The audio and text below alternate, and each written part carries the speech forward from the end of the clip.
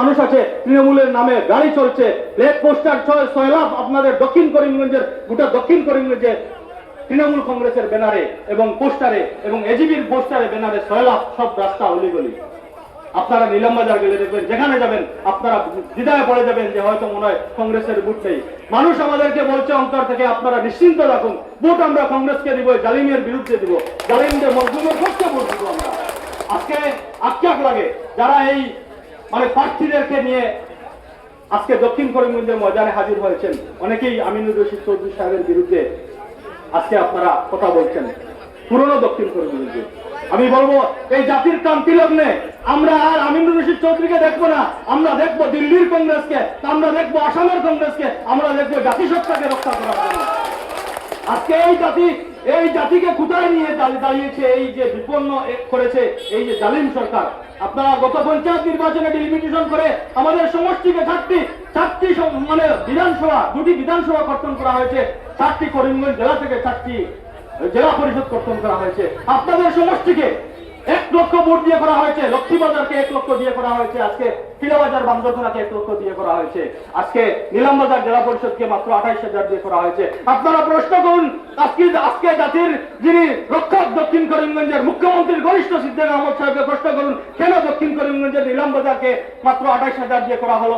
আজকে পুরো বাজার আমাদের মানুষের, আজকে বাজারে মানুষ শঙ্কিত হয়ে গেছে যে নিলামবাজার জেলা পরিষদ বিজেপির প্রার্থী হয়েছেন, বিজেপি নির্বাচিত হয়েছেন, বিজেপির প্রার্থী। আজকে দক্ষিণ করিমগঞ্জে তো তাকে তার হাতে অর্পণ করেছিলেন 90,000 ভোট দিয়ে দক্ষিণ করিমগঞ্জের মানুষ। তিনি তো ডিলিমিটেশন কমিটির মেম্বার ছিলেন, তিনি কি করেছিলেন মুখ্যমন্ত্রীর ঘনিষ্ঠ হয়ে? কেন সমান হলো না নিলামবাজার কেন 28,000 হলো?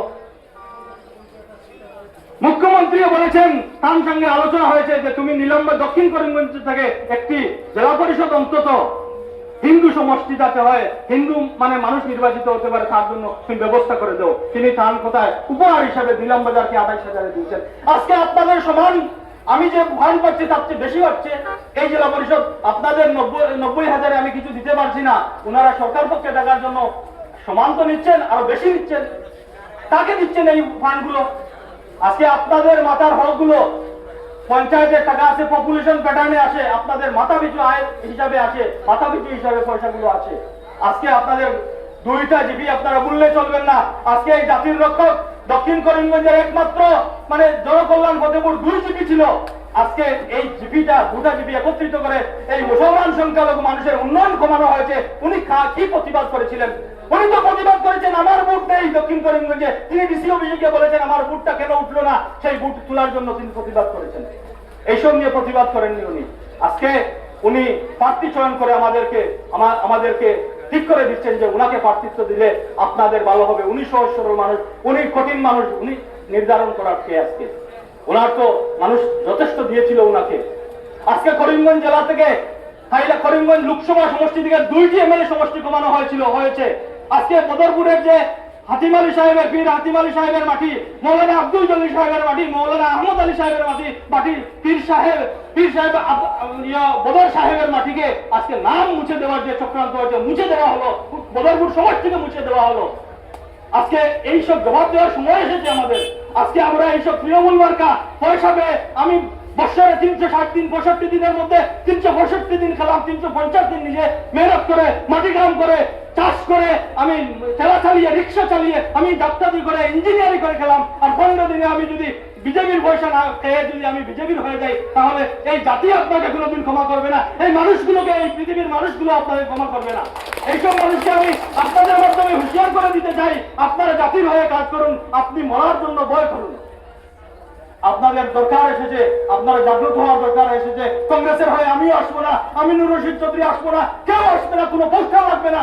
আপনারা প্রচার করেন আজকে থেকে দক্ষিণ করিমগঞ্জে, ফোন করেন আপনারা ফোন করে দক্ষিণ করিমগঞ্জের মানুষকে বলে দেন, আমরা করিমগঞ্জ জেলার মানুষকে বলে দেন, বরাক উপত্যকার মানুষকে বলে দেন যে আমরা বিজেপির এজেন্টদেরকে ভোট দেবো না, আমরা ডাইরেক্ট কংগ্রেসকে ভোট দেবো। আমরা আমাদের মসজিদ রক্ষা করার স্বার্থে ভোট দেবো, আমরা ওয়াকফ সম্পত্তি রক্ষা করার স্বার্থে ভোট দেবো, আমাদের ঈদগাহ রক্ষার স্বার্থে ভোট দেবো, আমাদের মুসলমান রক্ষার স্বার্থে ভোট দেবো, আমরা ধর্মীয় নিরপেক্ষতা রক্ষার স্বার্থে ভোট দেবো, আমরা সংবিধানকে রক্ষার স্বার্থে ভোট দেবো, আমরা গণতন্ত্রকে রক্ষা করার স্বার্থে ভোট দেবো। এই কথাগুলো আপনারা বিবেচনা করবেন। আমাদের বিবেক বন্ধ দিয়েছি আমরা এইসব মানুষের পয়সার বিনিময়ে 500 টাকা 100 টাকা চার বিনিময়ে আমরা অফিস না হলে আমাদের ভোট চলে যায় কংগ্রেসের। আমি বলবো কোনো অফিস দেবো না, আমরা কোনো প্রচার করবো না, আমরা আপনারা ভোট দিয়ে নির্বাচিত করে দেন। কে আমিনুর রশিদ চৌধুরী আমরা জানি না, কে মুক্তাদির চৌধুরী জানি না, এই যে গৌরব গগৈ কে জানি না, আমরা কংগ্রেসকে ভোট দেবো।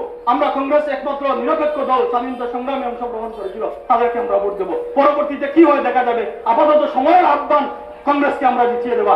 এই কথাগুলো আমি বলেছি আপনাদের প্রতিবাদী কণ্ঠ হয়ে। জানেন আমাদের বিরুদ্ধে চক্রান্ত চলছে। আমরা নির্বাচিত হওয়ার পর কালীগঞ্জ হসপিটাল আমার কাছ থেকে ছিনিয়ে নেওয়া হয়েছিল। আমি 10 দিনের ভিতরে হাইকোর্টে গিয়ে কালীগঞ্জ হসপিটালকে রক্ষা করেছি। এই সমস্ত আপনারা এইসব প্রতিবাদী কণ্ঠকে আপনারা জাগ্রত করে রাখেন। আমিনুর রশিদ চৌধুরী ইনশাআল্লাহ হয়তো আমাদের হয়ে হকে কাজ করবেন, উনি আসেননি, কিন্তু আমরা ওনাদের মাধ্যমে মেসেজ দিতে চাই আপনাদেরকে, আপনার কান হয়ে কাজ করেন, কংগ্রেসের হয়ে কাজ করেন, সমাজের হয়ে কাজ করেন, বিভেদকে বন্ধক না দিয়ে আপনারা বিভেদকে জাগ্রত করে বুঝবেন। সময় এসেছে। আজকে জাতির এই যে দুর্দশা, আমাদের ভাইয়া, আমি কালীগঞ্জ ঢুকলাম, আজকে বাংলাকে ভোট দেওয়ার জন্য বিভ্রান্ত মানুষকে লাগানো হয়েছে। মুসলিম ঘরে গিয়ে দেখি বিজেপির পতাকা লাগানো হয়েছে।